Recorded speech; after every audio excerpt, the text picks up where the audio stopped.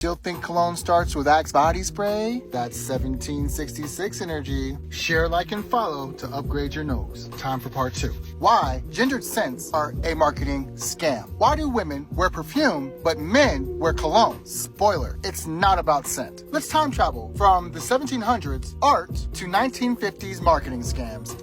The historical shift happens when, in the 1800s, Florida water hits America. A genderless cure-all based off clove and citrus. America's first mass-market scent. It's unisex, medicinal, cheap, but then our fellow capitalists get greedy.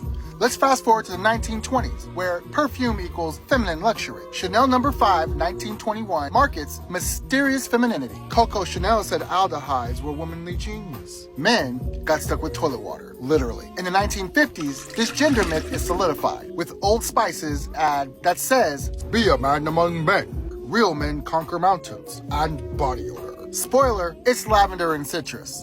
A genius grift. Recall when I mentioned that the classics color eras back in episode 14? 1977, YSL opium bottles paint a sexual revolution in spice. Gendered scents peak here. Opium's exotic femme fatale versus Dracar Noir, macho pine. Fast forward to last year, cologne equals marketing term. Sauvage, Ambroxan plus vanilla. Genderless, Sephora's top unisex scents. All perfumes, gendered labels. A recycled 1950s myth. Drop one of these if you'll break the cycle. Still splitting his and hers? That's 1921 energy. There's a lot of that going around right now. Evolve. Perfume is an art form. Share, save, like, and follow for more. Bye.